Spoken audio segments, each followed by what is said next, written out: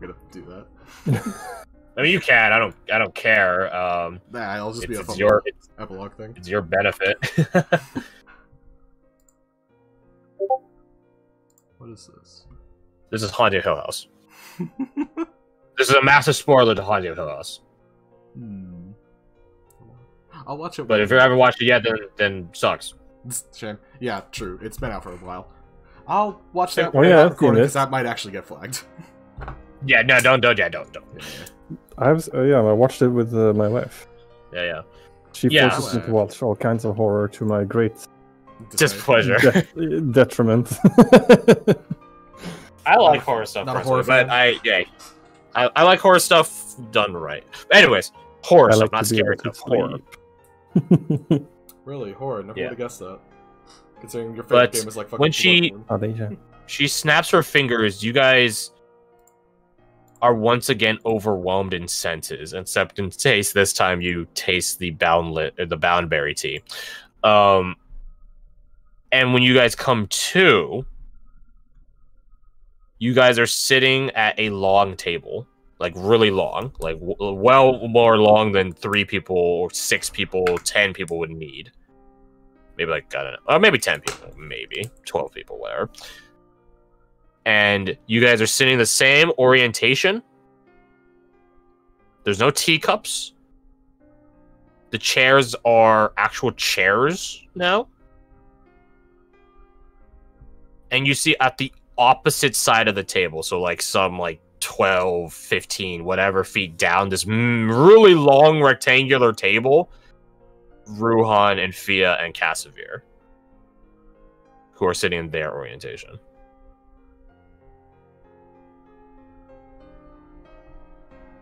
Which is why I sent you guys that clip.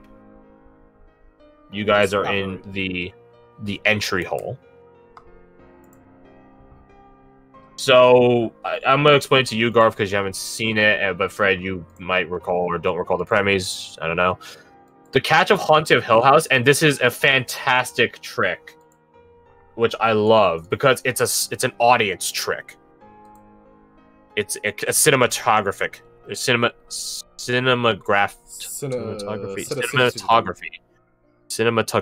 whatever, trick.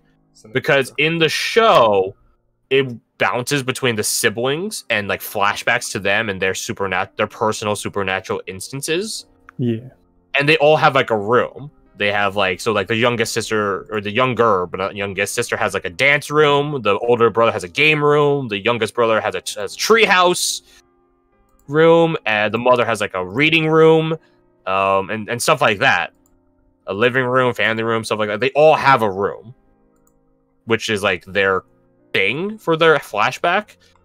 And us as the audience, you don't know the layout of Hill House. So you just sort of think, oh, they're just in that room. But that's when this gets pointed out in one of the last, and I think maybe the last episode, there is no multiple rooms. There's one room. One room which they all interpreted as their room. The dance room was the game room, was the reading room, was the lounge room, was the family room, blah, blah, blah, blah, blah. The only one that doesn't have a room is the dad. And I'm not saying to the same degrees of Haunted Hill House. I'm not going to imply that at all, because it's not true.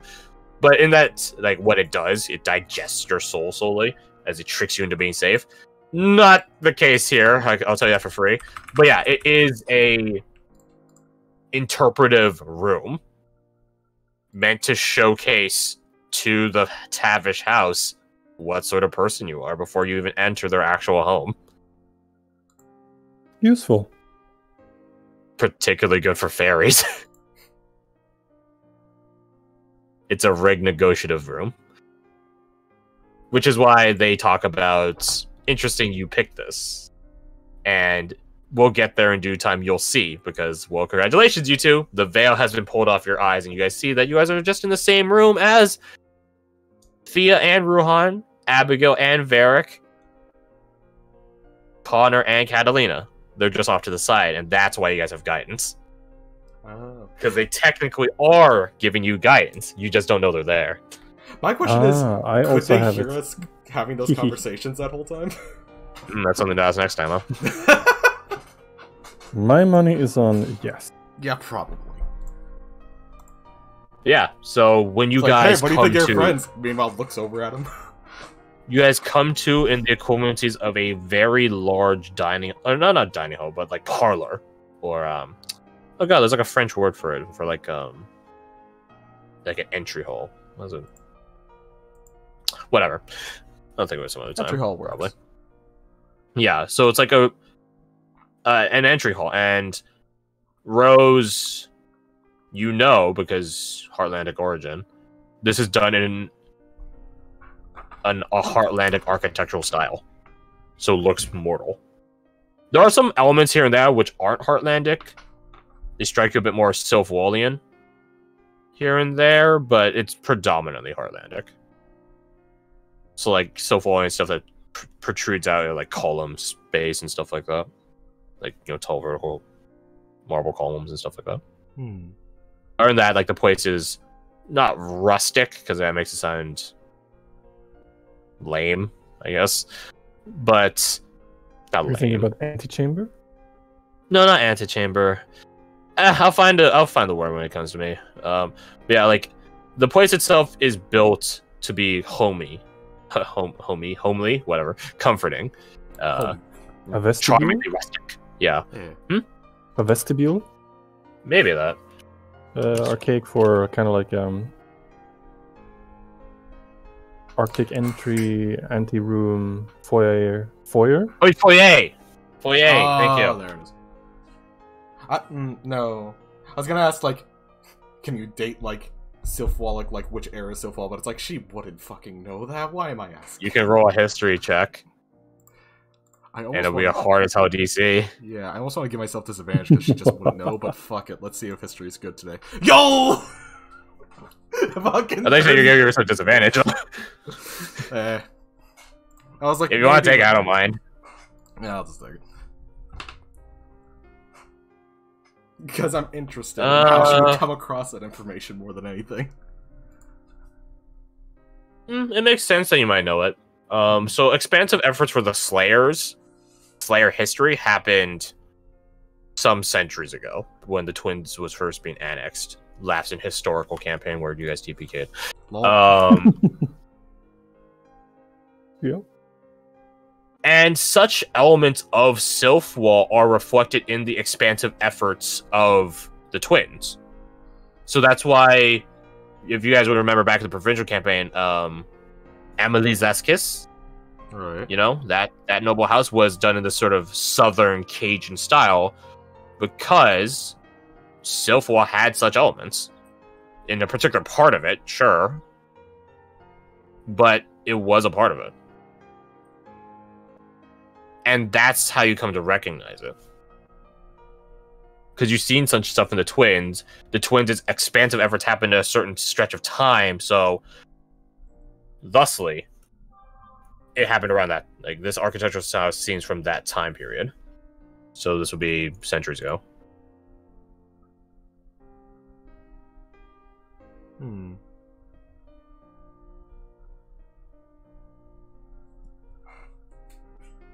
That becomes a question of why then. Why it did. Well, that's So this would be about, I don't know, a few centuries ago. So Amelie's Last Kiss happened 799 CA.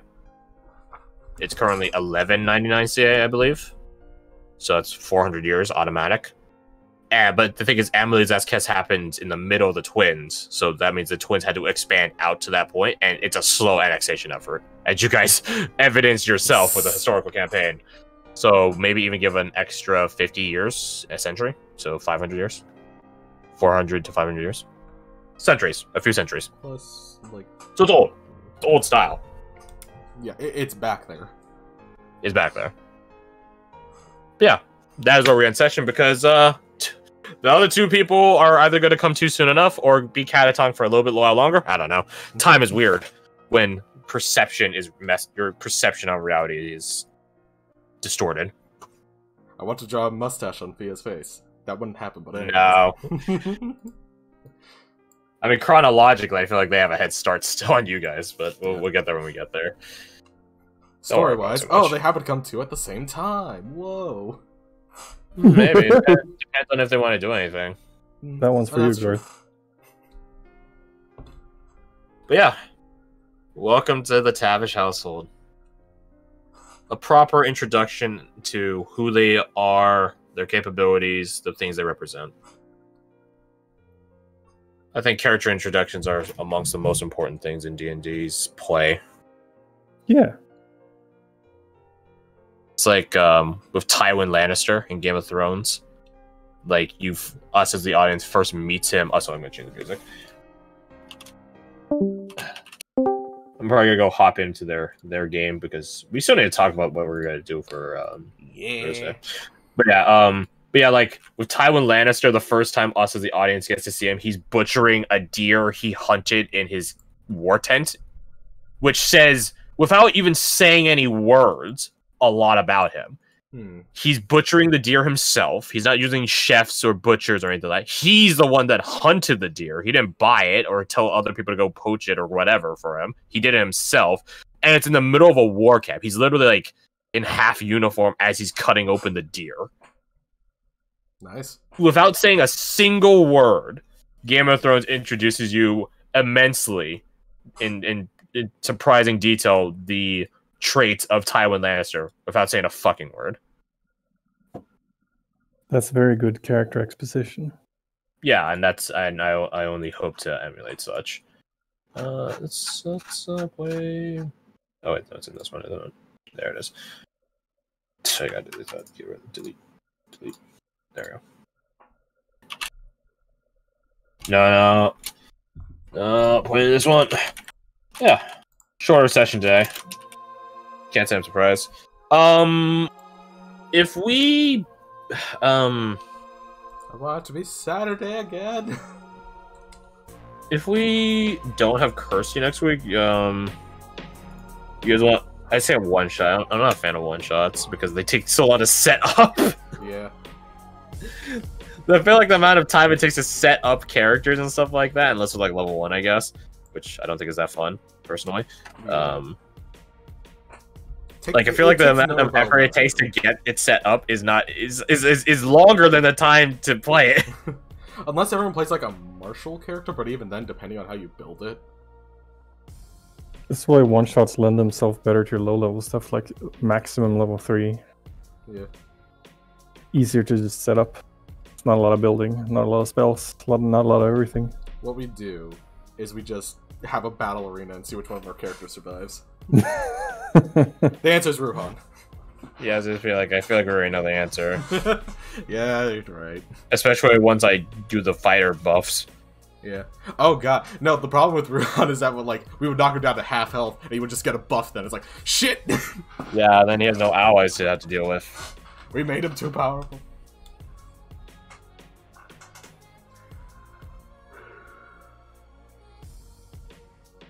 I mean, the thing is, it would just be us 4, sorry. Yeah.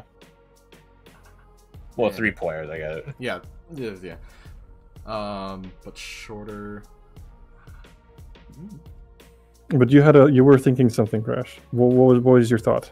Well, I didn't really have anything in mind about it. Like the one thing was like we just keep playing and we somehow explain Fia being catatonic. Just drooling in a corner.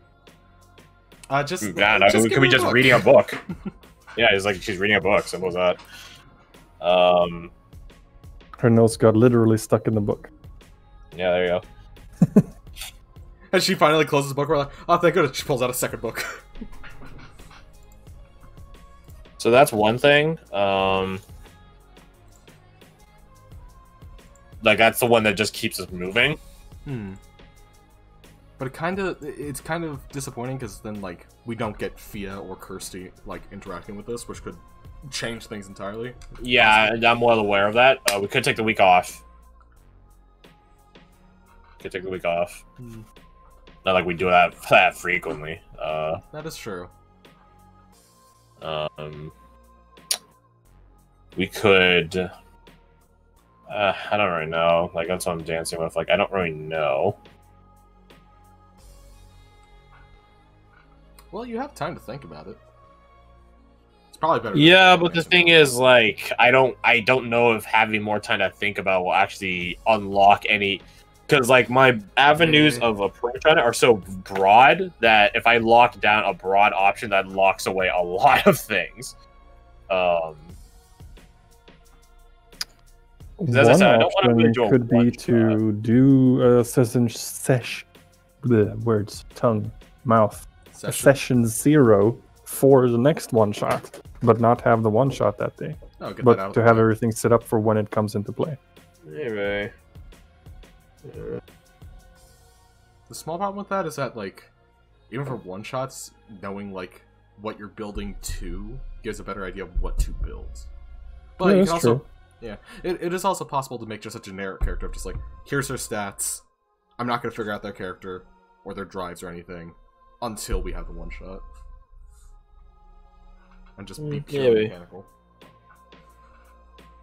Here's the thing: if we all just like get together and just hang out or something, like that's still fun.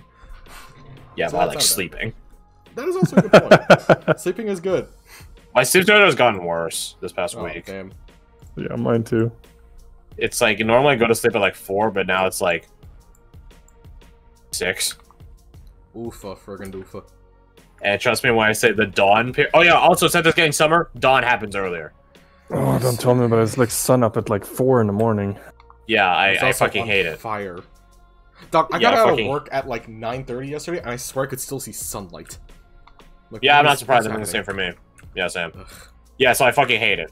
it sucks. So like when I go to sleep later and the sun comes up earlier, it's like there's literally, well, I think quite physiologically, but also psychologically something with the sun being out when I'm going. I have blackout curtains, Same. but even so, I can see it peeking through, and I'm like, God damn it.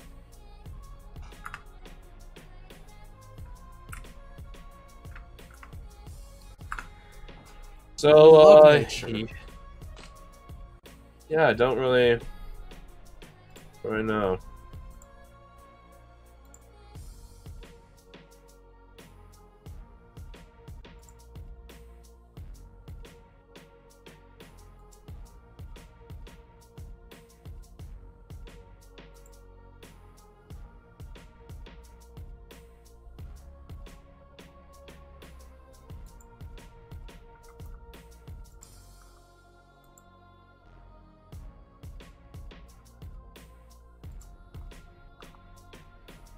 Yeah, so, yeah, don't really know. Don't really know.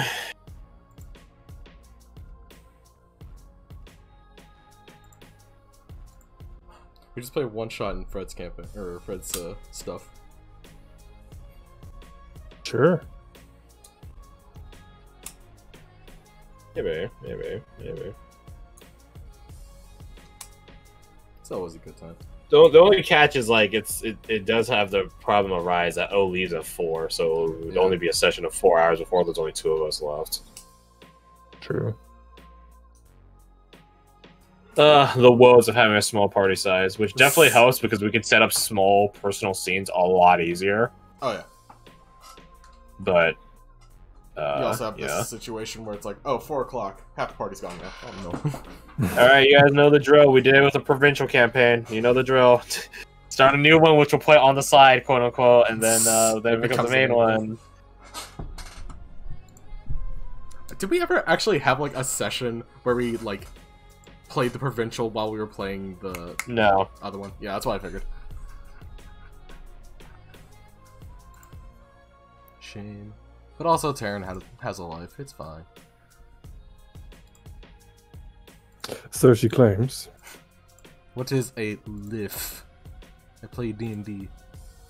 That's my personality trait.